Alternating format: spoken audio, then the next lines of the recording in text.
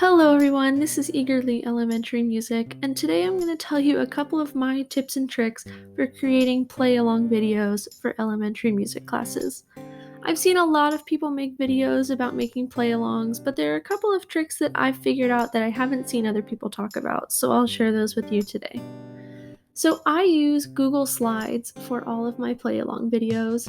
You could also use PowerPoint, but I like Google Drive because I can transition between my work computers and my home computer without having to transfer any files because it's all just saved in my drive. The very first thing you need to think of when you are making a play-along video is what rhythms you want to use. For this video, I only used quarter notes, quarter rests, and paired eighth notes. After that, the next step is to pick a song. It's important to think about the tempo because you don't want a song that's going to be too fast that they won't be able to keep up, and you also don't want one that's too slow where some of the kids will start to get a little bit bored. So for this one, I picked a song that had a little bit of a wintry feel, so I decided to use a wintry background to go with it. Now, one trick that I like to use when I'm creating these play-along videos is to make the background not movable. So you can see if I click on this note, I can move it, I can move this one, I can move all of my notes. But if I click on the boxes, nothing happens because they're not movable. They're just part of the background.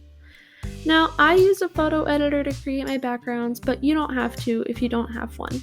You can make a background in Google Slides and then either screenshot that background, or if you go up to File, Download, and JPEG Image Current Slide, that will save the slide that you currently have selected as an image.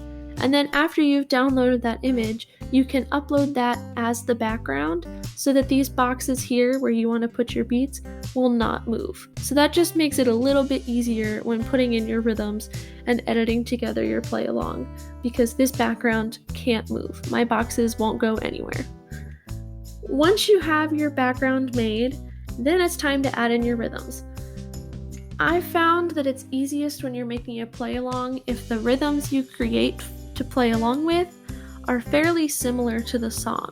Listening to the song and trying to transcribe the rhythm and figure out what would match best, but still using the rhythms that I've chosen.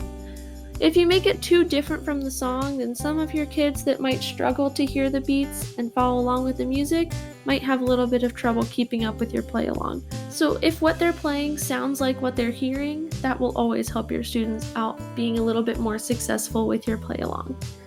So after you get the rhythm figured out, this is just a big round of copying and pasting and adding in your rhythms for each slide. So I have 2 measures on each slide, 8 boxes total. What takes the longest is figuring out which rhythms you want when, filling in your measures on the slides, and then putting them in the right order.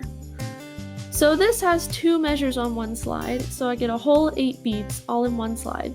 And that makes your life a little bit easier when we get to the next step, which is how do you highlight your rhythms? The joy of a play-along video is it helps students play music without having to do a whole lot of work on their own. They don't have to worry about keeping the steady beat and counting because the video can do that for them. There are a couple of different ways that I like to highlight my beats.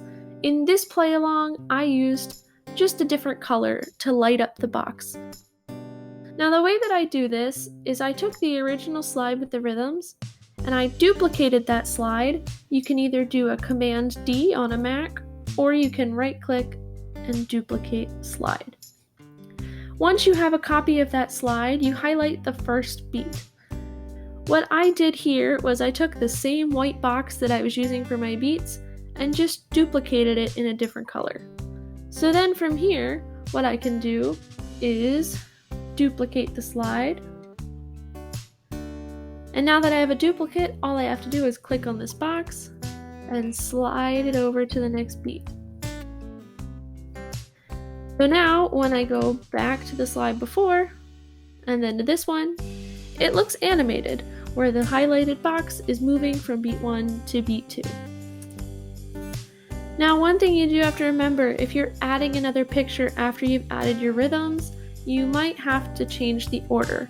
So if you right click go to order, and then send backward or send to back.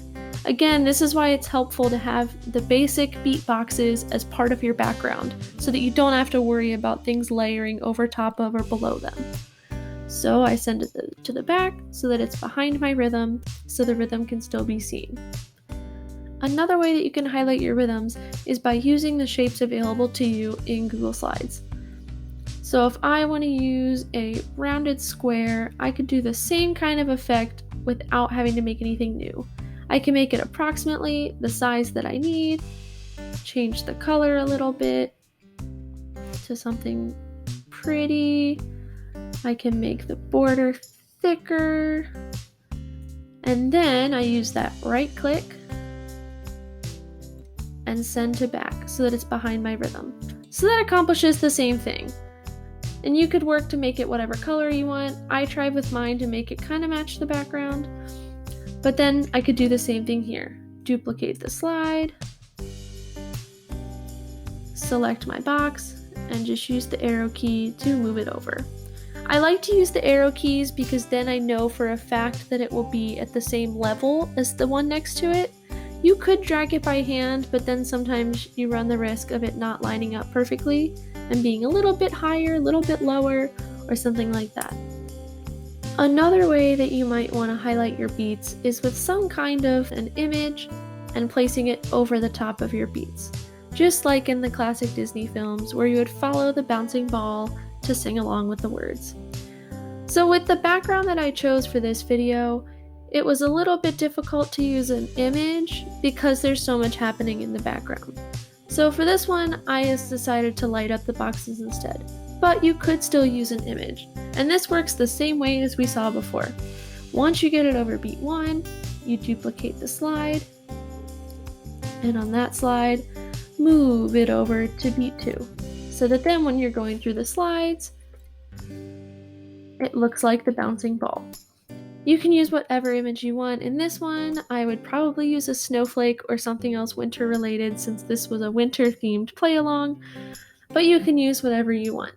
Another thing that sometimes makes it easier to follow along in a play along video is some kind of count off. So for this one, I just put the words 1, 2, 3, go.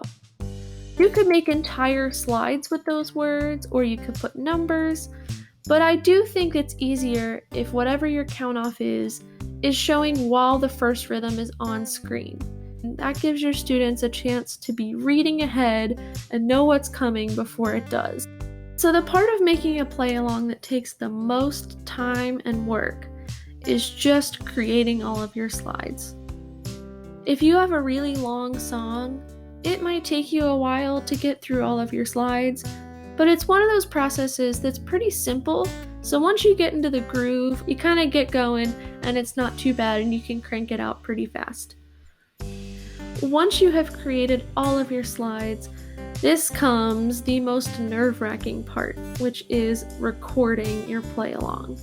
I have 2 computers at my school, so I will usually record my screen on my laptop with Google Slides open, and usually I will play the song from another computer or device. You could use your phone, a tablet, another computer, but I find that that's easier because then you don't have to do so much switching between tabs to record. The county that I work for does provide a screen recording service for us, so that is what I use the most because it saves it to my school account, but you can also use QuickTime Player, like Screencastify, Loom, or any other screencaster that you can find that works for you.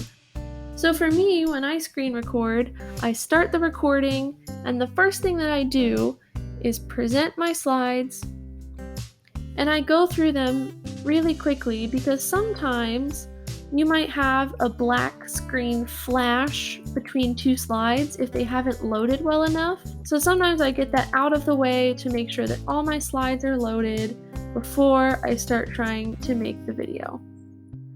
Then, once I'm ready to go, I get all the way back to the beginning, and then it's time for me to record. So if you're playing from a separate device, it's as simple as hitting play on the song, and then clicking along with the beats of the song. If you're using the same computer for both playing the music and recording, you will have to switch to a different tab. But that's okay. I usually make sure that my play along doesn't start as soon as the music starts anyway, so it's okay to have that couple seconds of buffer to get to my slides. Now let's talk about editing. The very first thing you do once you've downloaded your screen recording is put it into your movie editor. Now I'm using iMovie because I have a MacBook and it's included, but this would also work for Windows Movie Maker or any other video editing program that you use. There is not too much crazy editing that goes into my play-alongs. The very first thing that you need to do is some very basic trimming. So when you're screen recording, you're always going to have a little bit of footage where you're getting to what you're trying to record that you can easily just cut out. I cut off the beginning, and then there's also probably some stuff at the end that I can cut off. So now I'm left with the actual real part of my play-along video. Now here's the trick that I think makes play-along videos extra great. When you screen record, especially if you don't have a nice quality microphone, sometimes the audio quality will not be very good. And with a play-along, something you have to worry about too is in your screen recording, you're probably going to have a lot of button clicking sounds since you had to scroll through your slides. So the easiest way that I've found to do this is with your actual screen recording, I turn the sound completely off. Completely silent so you won't hear any of those clicks, any noises that you might have made while you were recording. So the way that I get around that is by using an MP3 of the song. You would add this in right underneath of your video. So then it has good, clean, perfect audio and none of those extra little sounds. So then you have to make sure that your video and your audio line up. Because I'm using an external source of audio, by adding the MP3 track separately, that means that I have to make sure that the video lines up with the song. Because if the beats don't line up, then your play along won't work very well. This is a lot of trial and error because you have to be really precise. Sometimes you might cut too much, too little, you have to undo it, redo it. This one you just gotta figure out on your own. Okay, so I got it to line up pretty well. It wasn't until my third try at cutting off the beginning that it lined up with the music. But now I have good audio and good video. So at this point, your play along really is done. This is exactly what the final version looked like that I put up on my YouTube channel, and the full editing only took me about 5 minutes. So the editing is really one of the easiest parts of making a play along.